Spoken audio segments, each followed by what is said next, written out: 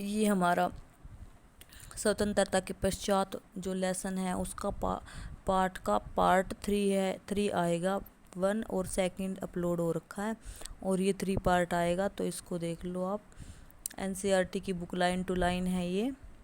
अब पेपर में भी लाइन टू लाइन ही पूछा जाता है, तो इसलिए 1920 इस राज्यों का गठन कैसे किया जाए, इस पार्ट में अब आगे ये आ रखा है। 1920 के दशक में स्वतंत्रता संघर्ष की मुख्य पार्टी 1920 के दशक में स्वतंत्रता संघर्ष की मुख्य पार्टी भारतीय राष्ट्रीय कांग्रेस ने आश्वासन दिया कि जैसे ही देश आज़ाद हो जाएगा प्रत्येक बड़े भाषाई समूह का अपना अलग प्रांत होगा। आज़ादी मिलने के बाद कांग्रेस ने इस आश्वासन को पूरा करने के लिए कोई कदम नहीं उठाया, क्योंकि भारत धर्म के आधार पर बंट चुका था। इसलिए महात्मा गांधी की तमाम इच्छाओं और प्रयासों के बावजूद यह स्वतंत्रता एक राष्ट्र को नहीं बल्कि 2 राष्ट्रों को मिल रही थी। देश विभाजन के फलस्वरूप हिंदुओं और मुसलमानों के बीच हुए भीषण दंगों में 10 लाख से ज़्यादा लोग मारे गए थे। 10 लाख से ज़्यादा लोग मारे गए थे। ऐसे में यह चिंता स्वाभाविक थी कि क्या हमारा देश भाषा के आधार पर इस तरह के और बंटवारे झेल सकता है या नहीं। प्रधानमंत्री जवाहरलाल नेहरू और उप प्रधानमंत्री, ये देखो प्रधानमंत्री जवाहरलाल नेहरू और उस समय उप प्रधानमंत्री थे वल्लभ भाई पटेल, दोनों ही भाषा के आधार पर राज्यों का गठन की नीति के विरोध में थे। अविभाजन के बाद नेहरू ने कहा कि उपद्रवकारी प्रवृत्तियां सिर उठा रही है, जिन पर अंकुश लगाने के लिए राष्ट्र को शक्तिशाली और एकजुट होना चाहिए, वरना जैसा कि पटेल ने कहा, इस समय भारत की पहली और आखिरी जरूरत यह है कि उसे एक राष्ट्र बनाया जाए। राष्ट्रवादी को बढ़ावा देने वाली हर चीज़ आगे बढ़नी चाहिए और उसके रास्ते में रुकावट डालने वाली हर चीज़ को खारिज कर दिया जाना चाहिए। हमने यही कसौटी भाषाई प्रांतों के सवाल पर भी अपनाई है और इस कसौटी के हिसाब से हमारी राय में समर्थन नहीं दिया जा सकता।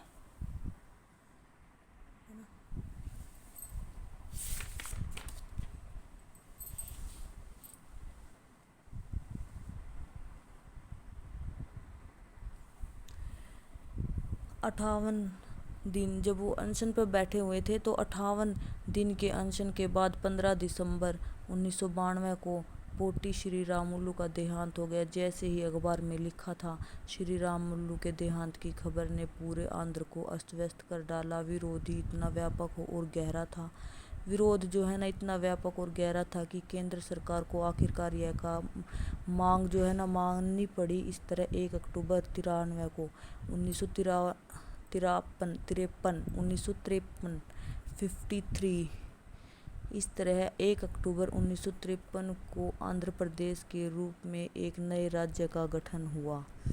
58 दिन के अनशन के बाद 15 दिसंबर 1952 को श्री रामुलु को देहांत हो गया था। अखबार में खबर छपी तो देहांत ने पूरे आंध्र व उसके अस्त व्यस्त कर दिया और विरोध इतना व्यापक हो गया लोगों का कि सरकार को मांग माननी पड़ी, सरकार को झुकना पड़ा और 1 अक्टूबर को 1953 को आंध्र प्रदेश के रूप में एक राज्य का गठन हुआ।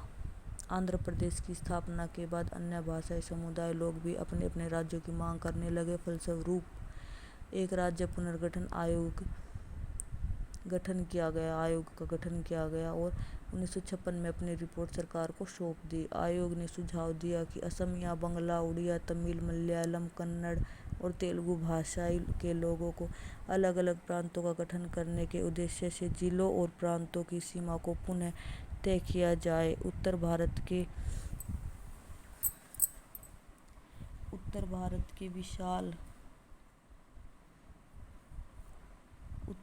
के विशाल हिंदी भाषी क्षेत्र को बांटकर कई राज्य बना दिए गए। कुछ समय बाद 1960 में बम्बई प्रांत को मराठी और गुजराती भाषी 2 अलग अलग राज्यों में बांट दिया गया। 1960 में बम्बई प्रांत को जो है ना 2 में बांट दिया गया, मराठी और गुजराती भाषी 2 अलग अलग राज्यों में बांट दिया गया। 66 को पंजाब का विभाजन हुआ और हरियाणा को अलग राज्य के रूप में मान्यता प्राप्त दी। और पंजाब में पंजाबी भाषाइयों को, जिनमें से ज़्यादातर सिख थे, और हरियाणा में हरियाणवी या हिंदी बोलने वालों की जो है बहुतायत थी।